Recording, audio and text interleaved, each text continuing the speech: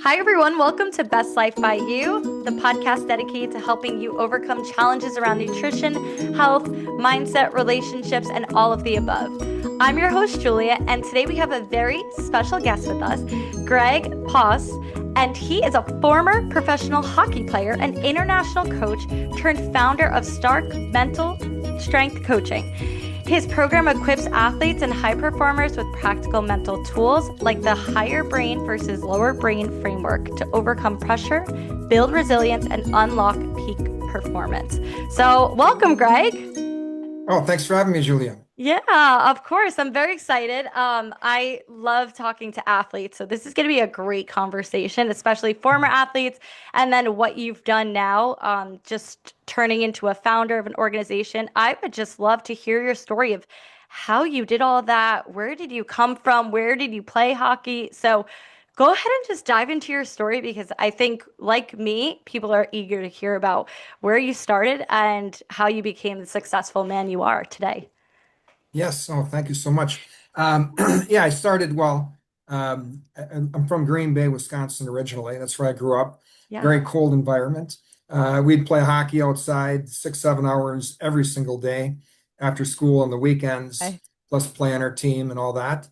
And it was always my dream to get a scholarship to the University of Wisconsin Okay. and play for the Badgers. And then I had a pretty good high school career and got recruited. I went there as a walk-on because my last year of junior hockey, I injured my shoulder, so I didn't play as much.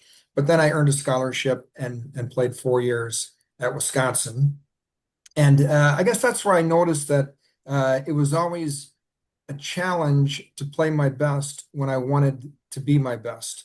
And that's the definition of greatness is being your Hmm. best when you want to be your best. Anybody can do it when you're just not paying attention to it, but to actually do it when you need it is Yeah. very difficult. And so I noticed there that I definitely had some work to do mentally, just like everybody else. Um, After my college career, I went on to play professional hockey. I signed with the Boston Bruins, played in the minor leagues the first 2 years, and then beginning of my third season, suffered a career-ending knee injury. Mm. And then I got into coaching the next year in Sweden. And then I Wow. coached in Europe for 27 years. I actually coached 6 years in Florida, a minor pro team in Fort Myers, Florida. But all my other coaching time was spent in Sweden, Germany, Austria, and I was coaching the German national team probably back in 2006, and we had a really good sports psychologist or sports psychiatrist, Dr. Jan Meyer, who now has the similar position with the German national soccer team, one of the best Mm. soccer teams in the world. Um, and we had him on staff, and I would always ask Jan, I'd say, how can I want something to make myself and my players mentally stronger. Can you help me out? And he could never really give me a straight answer. I always envisioned being able to train my mind the same way that I train my body. I know that when I go in the gym, if I want to make my legs stronger or upper body or work on my cardio, I know exactly what to do. And I always envisioned there must be a very similar program to train the mind, Hmm. to be mentally strong when it matters most. And so I that's where I really dove into it and started studying it as I was coaching. And then in 2015, a good friend of mine, Dr. Niraj Ajawan, who I met at the University of Wisconsin, he was working with the Marquette golf team on mental strength. And in 25 years, they never won a Big East championship. After Dr. Raj worked with them, they won three in 3 years. I Wow. read an article about that, and I was like, wow, I know this guy. So I called him up, and within 2 minutes of speaking with him, I was like, wow, this is the stuff I've been looking for all my life. Mm. Finally, a way to train our mind like we train our body. And he had been working with surgeons and especially in the medical field, people under high pressure, high stress situations who have to perform. So I collaborated a lot with Dr. Niraj Jawan on this. He works in Milwaukee, lives in Madison. It's about an hour and a half commute. And for about a year and a half, every time he was in the car, we were talking. And I recorded all the conversations, and I'd go back and go through them because he was giving so much information at one time. Yeah. So then I kind of tweaked the program for athletes, and I started working with a couple of athletes, and now I'm pretty busy. I also work with anybody trying to optimize their performance, how to train their brain to be mentally strong when it matters most. Not just athletes, but that's where it kind of started, and Yeah. do it all through word of mouth. I don't. I need to get into the social media and do all that, but I just haven't had Yeah. time because everyone's got a friend who is looking for help in this area. And now I've got That's a lot of okay then. professional. And now I have a lot of professional golfers, professional tennis players, professional hockey players, and also people in everyday life, people in the medical field, anybody who's trying to optimize their performance, Yeah. regardless of what that performance is. Yeah, I mean, kudos to you for all of that. And thank you so much for sharing. And I get it. I work with, I'm a nutritionist, third time to an NBA All-Star on the Knicks. And like, for me, I mean, I'm just doing his nutrition. I have calls with him and here and there, but I run an online coaching program, and that is where I focus on. It's 4 months, and it's really to help reset your mind, your physique, because it all starts inside out, like in order to Yeah. change your whole body. So I focus on nutrition, I focus on training, and I focus on mindset, asking Hmm. questions, diving into their why. Even my book talks about it, and it's so refreshing to hear someone like you speaking, knowing that it all starts with your mindset.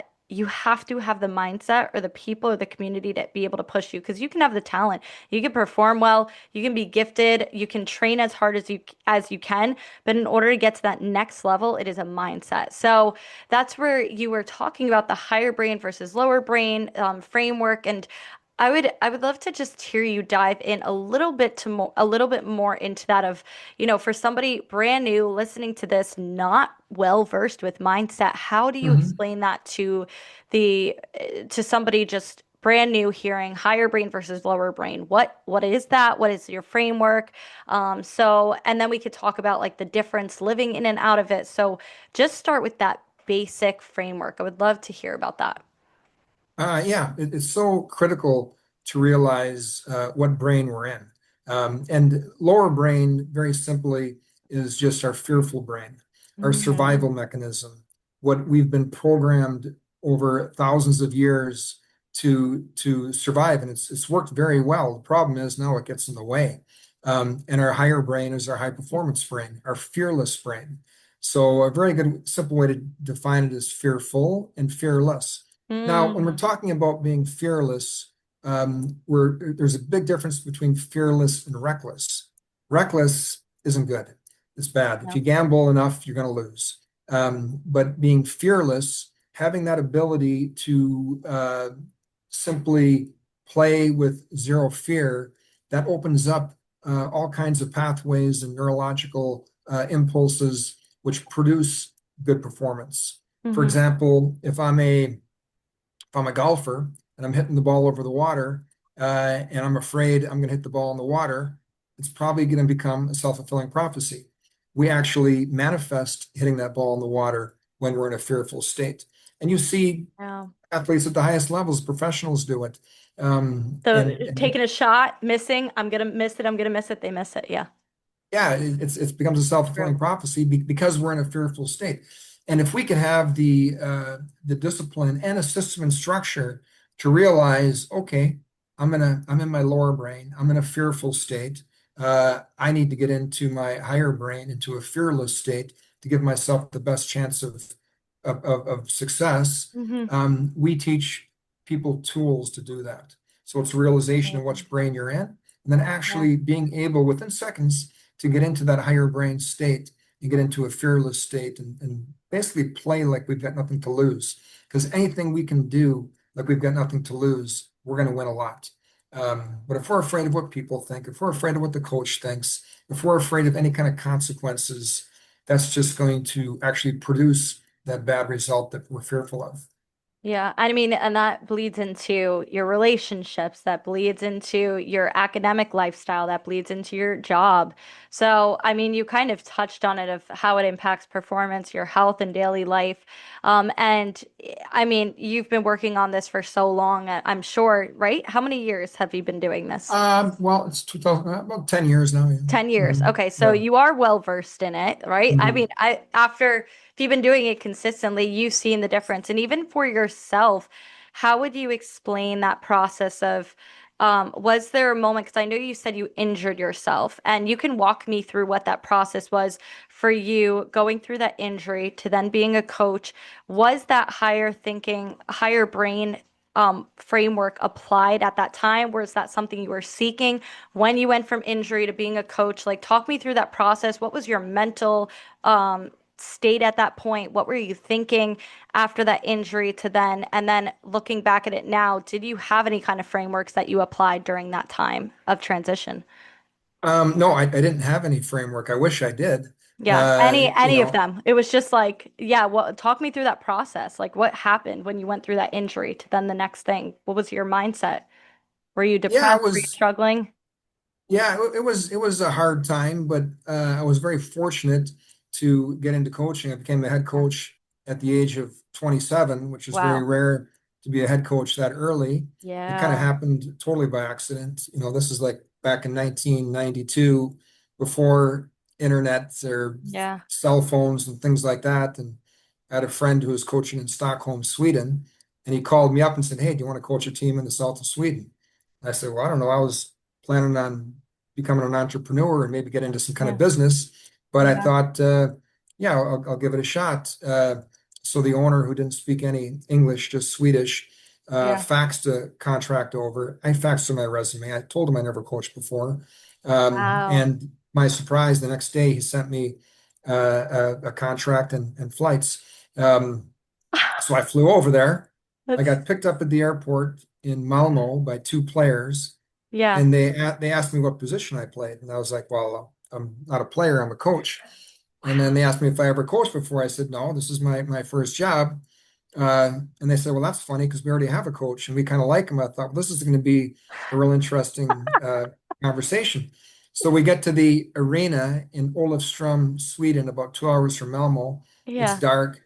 The owner comes out, and he's speaking Swedish, and all I can tell was he wasn't happy.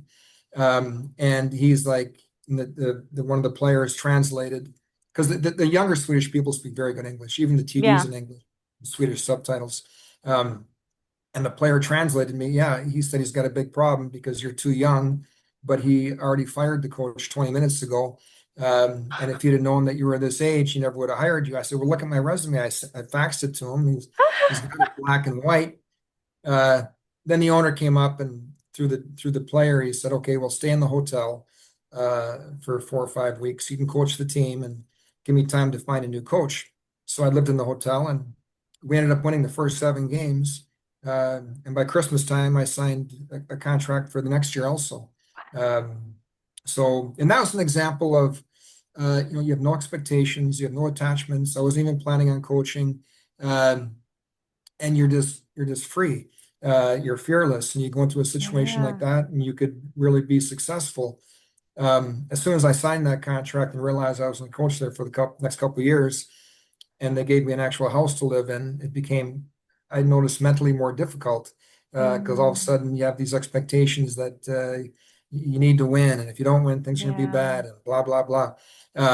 So that's how I got into coaching. So it was unfortunate that I got injured, but on the other side, it enabled me to get into coaching at a very young age.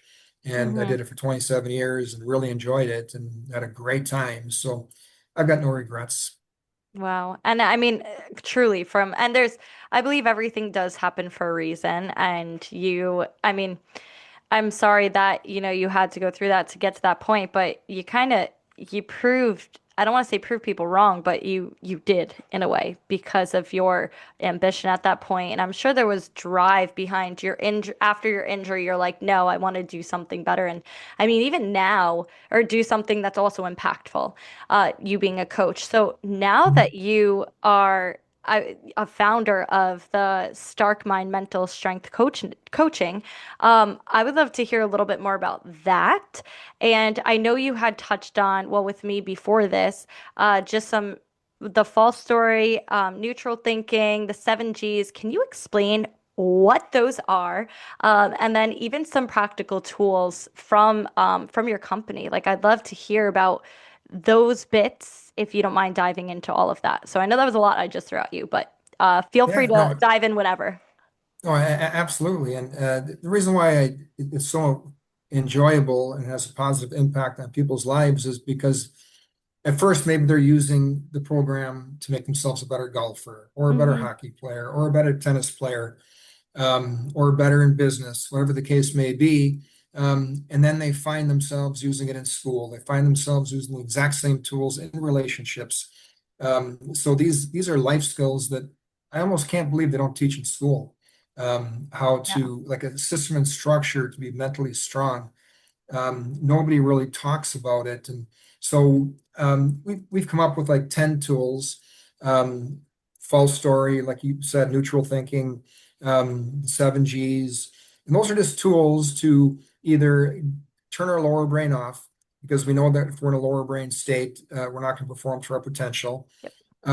And some are tools like neutral thinking or PDA, to actually prevent our lower brain from being triggered. And then there are Mhm. tools to anchor in our higher brain.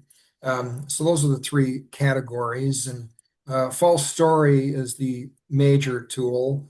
It's the first domino that has to fall. And it's just the realization that there's nothing external that's going to make us sustainably happy, successful, or fulfilled. And external gratification will never make us happy the rest of our lives. Hmm. I don't care if True. it's eating a hot fudge sundae or winning the Stanley Cup. Is winning the Stanley Cup going to make us happy for quite a long time, and we're always going to think about it? Yeah, but it's not going to be the end all and be Yeah. all. And when we understand the tool of false story, it gives us what we call detachment from the result. And Hmm. it's not that we don't want the result; we want the result badly, but the best way to get it is not to focus on it, to Yeah. focus on being in a higher brain state, vibrating at a high energy level. We've all had the experience. You walk into a room, somebody walks into that room, they don't say a word. Everybody knows that's the most powerful person in the room. And the person doesn't even open their mouth. We've all Mhm. experienced that. We've all experienced people that are perhaps fearful of dogs. What does that dog do when they see a person that is fearful of dogs? Goes try to say hi to them or maybe growls. I'm not honestly, It I have not growls. been I've not yeah, I was like I haven't been around many people who don't like dogs, so but I'm sure it If already somebody's knows had a the if energy somebody's had a bad experience with dogs and they see a dog, that dog's going to growl at them. because Why? the Because that energy. person is fearful. They're vibrating at a low energy level. Yes. And Yes. animals feel that they're much more in tune to that than people. We're also in tune to it. Yeah. And another person comes up that absolutely loves dogs. That same dog is wagging his tail. I can't wait to see that person, True. because it feels that that person is vibrating at a higher Safe. energy level. They're fearless. So that's the power of shifting into a higher brain state. You Yeah. talk about nutrition. If I'm not if I'm not in need of external gratification, I want it, but if I don't have it, I'm okay too. Yeah. Then I'm going to be less apt to eat that hot fudge sundae. Hmm. For example, if True. I'm vibrating at a higher energy level, I'm not saying that we're not going to eat that food. I love hot fudge sundaes, and I really enjoy it, but I don't want to eat one every day. Yeah. Uh, It's not gonna get but you, it's not gonna make you happy long term. It's just, yeah. no, Yeah. it matter of minutes, Yeah. maybe. But again, if we could change the way we think about things and get into a higher Hmm. brain state, then we don't even need that hot fudge sundae. And when we Yeah. do eat it, we're really going to enjoy it. We're Yeah. not going to eat it and be shameful or uh, feel bad. It tastes great. I wanted to have it. I had it. I hadn't had one in 2 weeks, so it's great. What's the big deal? Yeah, I mean, you talk about a lot of this. So just to, I guess, backtrack, where did the name of your company, because everything you're saying, it sounds so good, right? And so if I'm somebody that's listening to this episode right now and they're like, well, how do I get this? How do I have access to this? What is where did the name come from? Does the name mean something? like explain a little bit about that because I would Mhm. like to, hear how that applies. Is it to just groups of people that you work with? Is it people who seek you? Like, how would somebody get access to these practical tools? And also talk about like the name of your company. Does it mean something? Does it stand for something? Feel free to dive into that. Yeah, it means starke in German means strong. And it's also in Mm. English. You hear people say it's a stark contrast. So it's a Ah, word that's also used in English. So perfect. Starkemind is just strong mind. Love it. The S kind of looks like a Superman symbol. So I thought Mm. it was neat. That's creative. And Yeah. yeah. And and uh and the best way to get a hold of me is the website, www.starkemind.com. There's a little form to fill out to get a hold of me.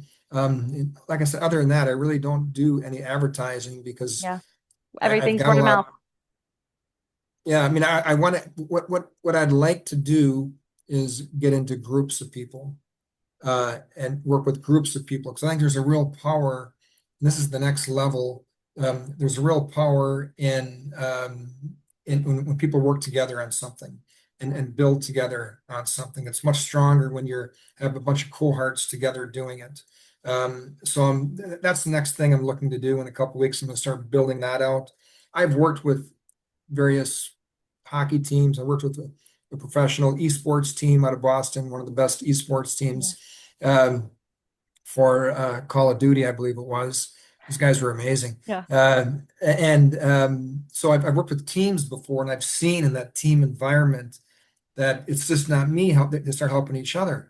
And the best way to learn something is to teach it. So if a Mhm. teammate or a cohort is helping another person in the group, it's super powerful and has a very positive effect. So that's what I'm looking to do next. Yeah. At the moment, I kind of focus on individual clients, but if I could expand it to groups, it could be a lot more accessible. Hmm. I do have an online program. I do not enjoy lecturing. Uh, I did that for a long time, for the Yeah. first 5, 6 years.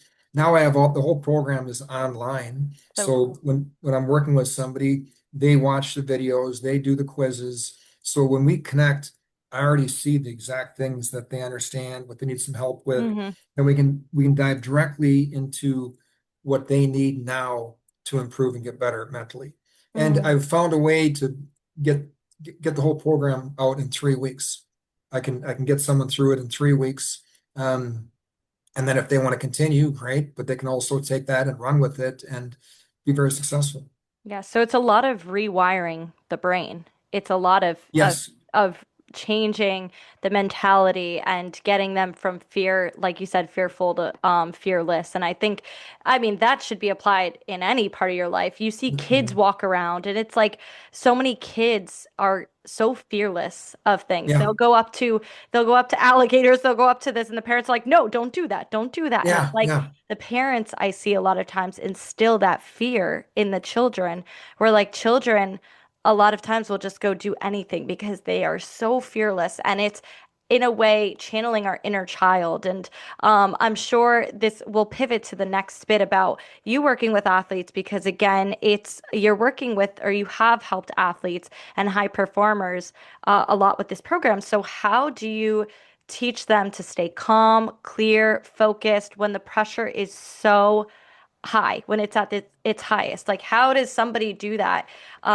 Like performance under pressure. How do you go about navigating that with an athlete? Yeah. Well, the first step is to realize what brain you're in. We can only be in one brain at one time. We can't be in the higher brain and Mm, lower brain at the same time. So once we identify where we are, then if we can either use tools, if we're in a good place, we could use tools to anchor in that higher brain and make us even more rock solid. Or if we're in a fearful state, and it happens, we get to a situation of a big putt or a penalty shot or a free throw, hmm. and how can we calm our mind? How can we turn our lower brain off in a matter of seconds? Well, it's a matter of training those neural networks. So it's all the work that we've done with that athlete before. He knows or she knows exactly which tool to apply in that situation to get out of that lower brain and which tool to apply in that situation, get into a higher brain. So it's a trained system. We know that through neuroplasticity that our Mhm. brain grows till the day we die. And Mhm. we choose where blood flow and energy goes in our brain. It's a superpower that almost nobody takes advantage of. And if we know where to send that superpower, which parts of our brain, we can actually grow the areas of our brain like a muscle that help us perform, help us be fearless, and we can shrink the areas of our brain that make us fearless. Will we ever totally get rid of those areas? No. We can make them so small that they'll almost never come into play. And this has been studied and proven through science. There's a famous uh, a scientist at University of Madison, my alma mater, Mm. and he studied Tibetan monks, Okay. and they meditate from a young age, Mhm. 7 or 8 hours a day, and one day they wanted to go out in the woods and see the nature. And Wisconsin's a beautiful place. And one of the teaching assistants, it's Dr. Richie Davidson, by the way. Mhm. And one of the teaching assistants brought along a shotgun. And there were a group of monks, and the monks had never seen a gun before. One of the monks picked the gun up, and it went off very close to the other monks' heads. Luckily, no one was hurt, but what Richie Davidson learned and saw was not one monk flinched. They simply looked at the gun, realized what happened, looked back, and went on with what they were doing. They had trained that part of their brain Wow. so strong that Wow. nothing could rattle them. Imagine being on free throw line and with that kind of mental power where nothing can rattle you, or making a big putt. Well, obviously, you're going to put yourself in the best position to be successful Mm. because, and he studied their brains and saw how large their prefrontal cortex was. It was like twice as large as a normal human, and that's where the fearless part of the brain is stored. So again, if we can train that part of our brain, and we give athletes various exercises where they need to train, and actually we're getting some really neat stuff now with visualization, Mm. where when we can get into a higher brain state, that high vibrational energy, Yeah. and visualize at the same time, it's like visualization on steroids. And the Love amount this. of practice we can get in if we're a golfer, we're a tennis player, we're any highly skilled sport, we can now practice it in a higher brain state. And I've used it in my own golf game, and Yeah. I'm trying to get to a 5 handicap, but I'm about 6.6 right now. So I was like 20, so it's moving in the right direction.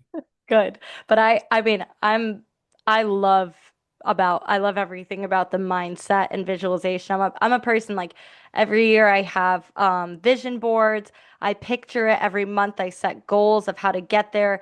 I do the visualization, excuse Yeah, me, in my head where I'll close my eyes and I'll get visions. I'll see myself in certain positions. I don't know when it's going to happen, but I yeah, envision myself being there, like speaking in front of crowds, doing things of that nature. And sometimes like I've shared with my friends and they were like, you have visions? I was like, yeah, well, I'm visualizing it and I'm seeing yeah, myself in that. And it's so powerful because it puts an energy in you. And everything you say about energy, I've met people who are like, you're crazy because you talk about energy and you think energy matters. I'm like, it oh, does. Like you oh can yeah, tell somebody's energy when you walk in a room. You can read the yeah, aura. You can feel the aura, especially when you're very in tune with it, where some people just think it's hogwash and they're like, ah, whatever, you can't do that. I'm like, no, people are attracted to energy. You put out that energy, even attraction. Like I talk yeah, about that in dating, and we can even talk about that in relationships too, but I talk about that too. Like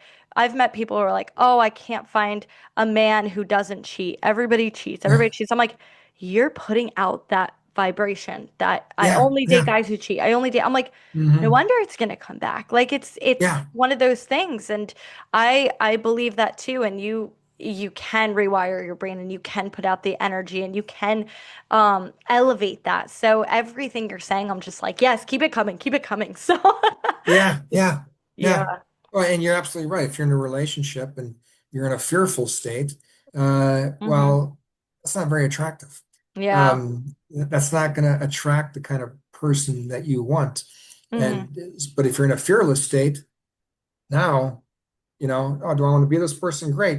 If I'm not with that person, I'm okay too. I mean, if Yeah, you're like that, true. like that's attractive. That's Yeah. like, okay, that's you don't want to be with someone Who's who, fearful of like being single and that's yeah, yeah, I mean, I've been just for my own, I've been single over 3 years and people are like, you don't give guys a chance or this. And I'm like, no, but I can also read somebody really well. Like if I meet somebody within 3 seconds, I'm like, either I pick up the energy. Like I can feel an energy and I'm like, ooh, yeah, this is not. And I've met people where I'm like, ooh, I'm intrigued by your energy. Let's continue to meet each other, talk and things like that. But yeah, I've become a person. I'm like, I'm happy with my life.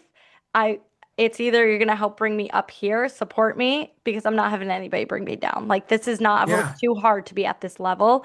And a Hmm. lot of people do settle. And unfortunately, but I would like to talk even just we could continue to talk about relationships, but resilience beyond sports, right? So your Hmm. background is in coaching athletes. So how do the same mental strength strategies work in relationships and your or translate into relationships, your career, your job, and overall well-being?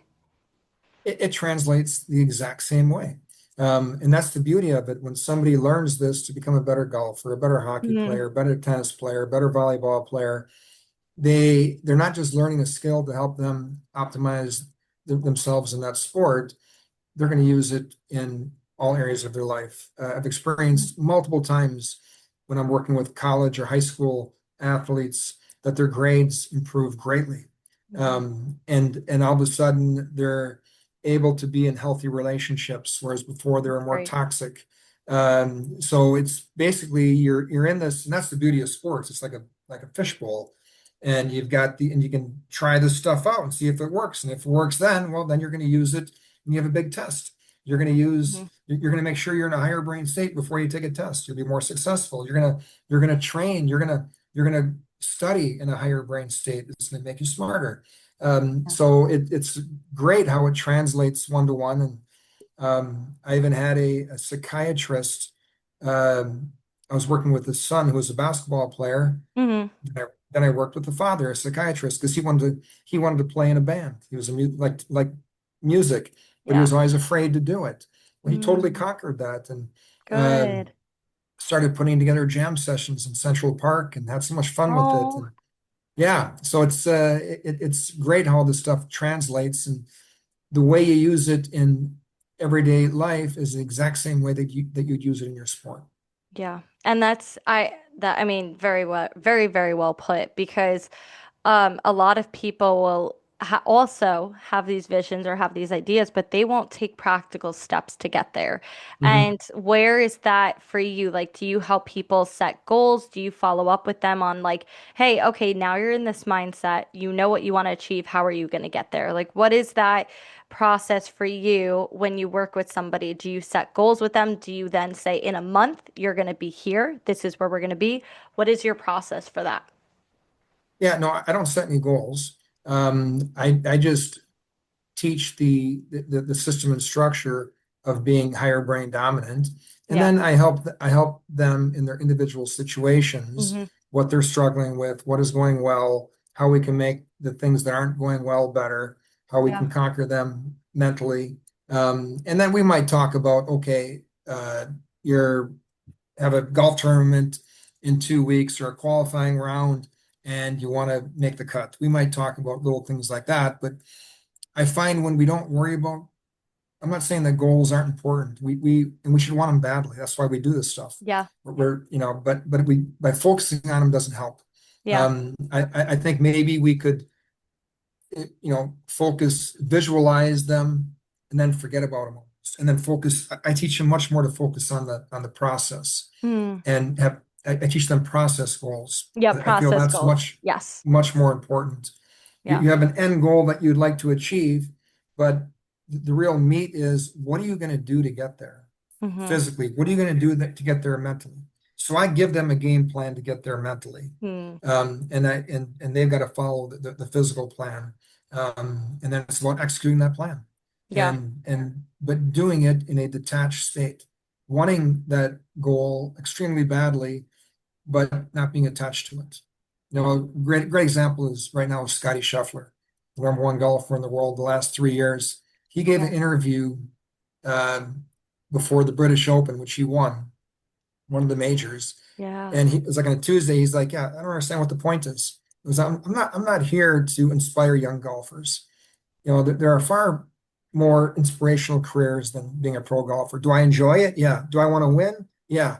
I have no idea why I want to win so badly. I really want to win, but I just love playing golf. I'm a golf nerd. I love just getting better every day and Mm-hmm. practicing, and he just loves the whole process. Mm, And he got criticized for that interview by social media, but in reality, he's so detached from the result. So he deals with the pressure, but not even feeling it. Does he want to make that putt? Yeah. If he doesn't make it, he's gonna be what's gonna okay. happen? Yeah, Yeah, that's a he's good. just gonna. Yeah, and if you look at it like that, you're either gonna win and grow, or you're just gonna grow, but you Yeah. never lose Mm-hmm. because when things don't go the way you would like, that's probably the greatest growth opportunity. Mm-hmm. When we don't get depressed, when we don't get uh, you know, lower brain triggered by it. When we take the lessons from it and apply it to the next putt or the next action Mm-hmm. that's going to make us successful, that's what really matters. And like all athletes or people in high performers, it's a marathon, not a sprint. It's Yeah. not over in 10. You got time. You're going to Mm-hmm. make some mistakes. That's okay. That's opportunities to learn. But you got to keep going. You got to keep getting up. I heard Bryson DeChambeau, another pro golfer, he was like, Scotty Scheffler in college, he was just okay. He wasn't this great golfer, but he just kept getting better. He kept working at it. Now Mm-hmm. he's 29 years old. He's the world number one the last 3 years in a row. Yeah. Because he never gives up. He just keeps going. Yeah. And that's the resiliency that we're looking for. And we can be very resilient when we're higher brain dominant, when we're fearless. When we're fearful, it is painful. Mm-hmm. That's why athletes burn out. Athletes do not burn out because they practice their sport too much. They burn out because they practice their sport in the lower brain state. And they're so fearful and so stressed out that they're like, get me off this roller coaster. I just want to get out of here. Because they mentally Yeah. they're going about it in the lower brain way. If you're going about it in the higher brain way, you never burn out. You're having so much fun. 15 minutes of practice. You could be practicing for 3 hours. Seems like 15 minutes. You're so into it. You're learning so much. You're growing. You're having so much fun getting better and improving. Um, that's the power of going about something in a higher brain state. That's it. It's so well, everything you said is just so on point. And that's a lot of things, even for myself, I've recognized like my response to things has gotten so much better. If something doesn't Yeah. go right, my response, I'm like, okay, well, it wasn't meant to be right now. Okay. Or that's not it right now. Like I don't get defeated. Like I used to do musicals growing up and I was in theater and Yeah. we would audition. I remember when I was much younger, my mom took me to a modeling audition. We drove like an hour and a half into the city. I walk in the door. The woman walks out of her office, doesn't even give me a chance. She looks me up and down and says, "No, you're commercial print," and walks back in her office and closed the door. Yeah. And I remember at that moment, I was like, like, am I not good enough to be a model? Like, what is this? Like, Yeah. on commercial print, what is this? And the more and more I did theater, the more I was told no, or I was criticized and things like that. And it made me a lot stronger. Like, I was like, okay, Yeah. well, it's okay. I'm just gonna get better. I'm gonna prove them wrong. And that's even, I'm a plant-based athlete and I have been for nearly 6 years. And I think that's the other thing of like, people say a lot of times, oh, plant-based athletes can't build muscle, it can't do this. And like people always ask, like, how do you have so much muscle? How are you so strong? How do you have so much energy? And I like to say, well, it's my nutrition. Like I'm very locked into my nutrition and I care about Yeah. that. And so I'm so passionate about it that half the time I don't think about it. Even my business, sometimes I'm like, I know I'm working around, I work a lot, but I enjoy Yeah. what I do. And if something doesn't go my way or something happens or a client leaves or whatever, my response has been so different where I don't get defeated. I'm like, somebody else will come along, like something else is going to come along, and I'm just going to get better and I'm going to be a better coach and things of that nature. And Yeah. it is such a mindset shift, and your energy and what you have energy for grows as you Hmm. stop reacting to those situations. The more and more you react, the more your energy depletes. Even people, like there are some people I work with, and I will not, it's like hi, bye, because it drains my energy. Having a Yeah. conversation with them, it's either negative, it drains my energy, and I'm like, I don't care to expend this energy, waste this breath having this conversation when I could apply it to something else. So you learn a lot about yourself, and it is really about that. And I know that's something I need to work on myself, is just like getting out of that fearful state, because I go through that too. I go through fearful states of what if this doesn't work out, and I'm like, and Hmm. I just actually recorded a podcast episode that's coming out this Friday. And it's like, what if it all goes right? What if it goes Yeah. right? What if this? It's like, change your language to stop saying what if Yeah. it goes wrong? What if it doesn't work out? Like, what if it goes right? What if everything goes the way you want? Like, what if Hmm. your crush ends up liking you back? Like, so simple, Yeah. but it's something of that nature. And it's everything you've said. It's been incredible. And I'm glad that you've had such an impact on athletes and people who are not athletes, non-athletes, I guess you call them, Mhm. following your tools and following you online, and just touching about your social media presence. I think it's very admirable too that it's a lot of word of mouth, because that can also be very toxic, being on social media, being criticized. That's a hard thing, because I see it all the Yeah. time. People will blow up comments criticizing others and saying, you're not good enough for this. Why are you why, like, you think you can actually play this sport? You stink. It's like people are so quick to be depleted or be knocked down in the comments. So, but now with businesses, like for me, there is a need for a social media presence. Like, people ask, like, Hmm. what's your Insta? Let me see what you actually have. What are your credentials? And it's thank goodness, like my business, a lot of my clients have been word of mouth. It's like word of mouth, this referral, this referral, this referral, and or they heard me on a podcast and things like that. But for you, you're in a healthy spot where it's like, I know there's this pressure to be in a social media presence, but I think that's another thing we could just briefly touch on, is like, have you had pressure to be in the social media presence? Has anybody ever criticized you for not having enough of a social media presence? Or if you did have more of one, do you think you'd be bigger? Like, your whole thought around social media. We can talk about Yeah. that. Yeah. Well, I think social media is great. It's a great way to get information, and when it's used in a higher brain way, Yes. it's great. When it's Yes. used in a lower brain way, and somebody could, shoot from the hip, and you don't even know who that person is, and make comments and just try to be mean. Well, that's in a very lower brain way. Or if we're looking at it to get likes and things of that nature. I'm fortunate because in several sports, uh, I've become friends with some of the agents in those sports. Mm, And they have clients that if they get mentally stronger, they can make a lot more money. So the agents kind of they refer me to their clients, good. and that's kind of the pipeline that I've gone through. And I like I said, I think it would be good because I'd like to help groups of people, make Yeah. cohorts, and that's the next step. Um, but also a lot of the people I work with, wouldn't appreciate it if I mention their name or things like that.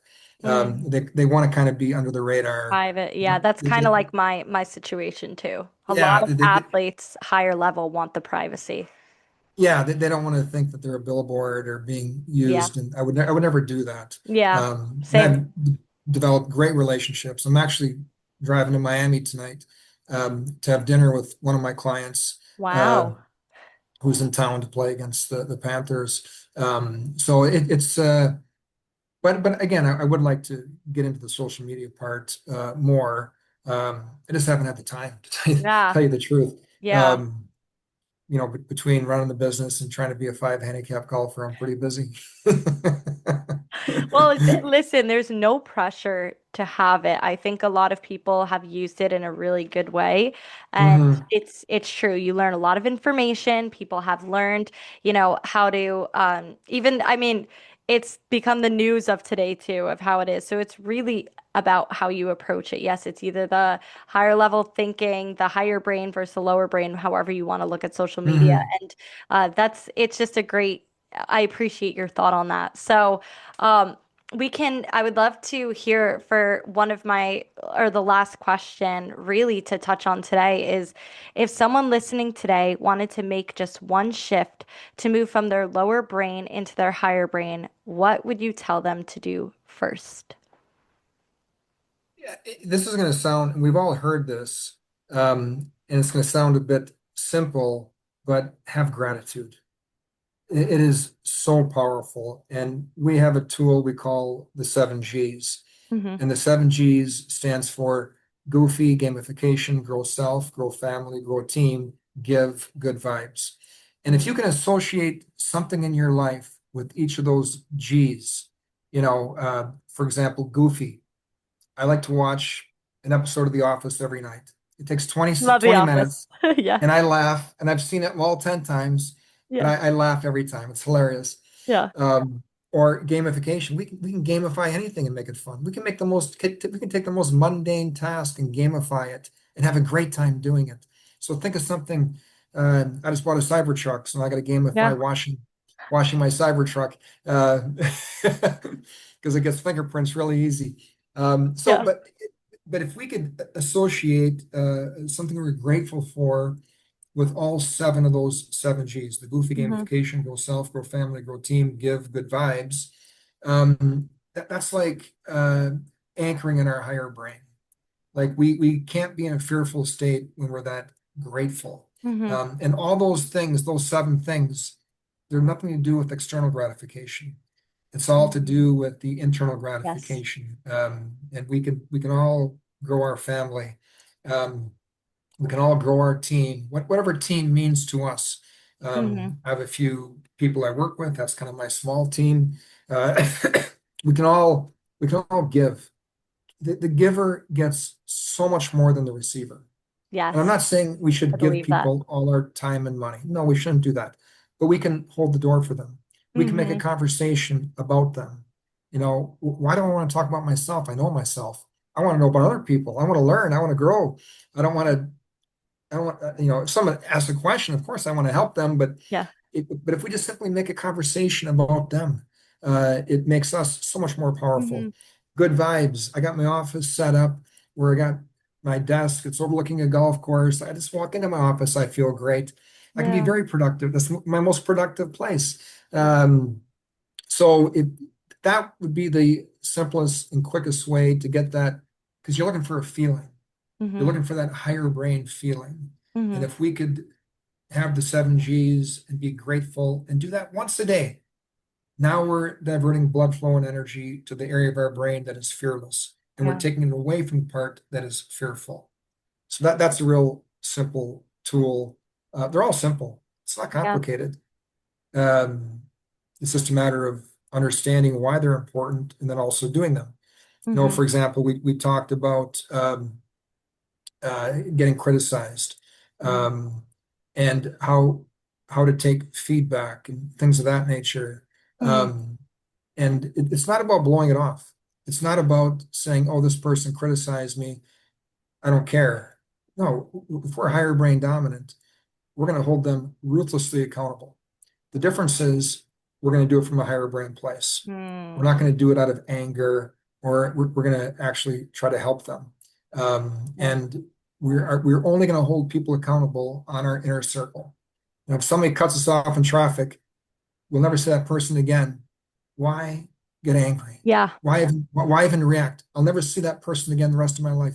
That's not my inner circle. I'm not going to Yeah. hold them accountable. But if somebody in my family, if somebody in one of my good friends does something, I'm going to hold them accountable, but I'm going to Mm-hmm. do it from a higher brain place. It's not about we don't turn the other cheek ever. Mm-hmm. Um, Yep. but when we do react, it's a higher brain reaction, which is actually very loving. Yeah. I I mean, I appreciate your time for explaining and sharing all of this. And I do believe a lot in in the higher brain and just thinking positive. It's a positive way of thinking, but the way you phrase it as fearful versus fearless and being able to translate and different, or I should say differentiate between the two is really a great way for people to start. It's like, okay, Mhm. what am I really fearful of? What am I fearless about? Like for me, even personally, when it comes to nutrition, I am fearless. I Yeah. know my shit about nutrition.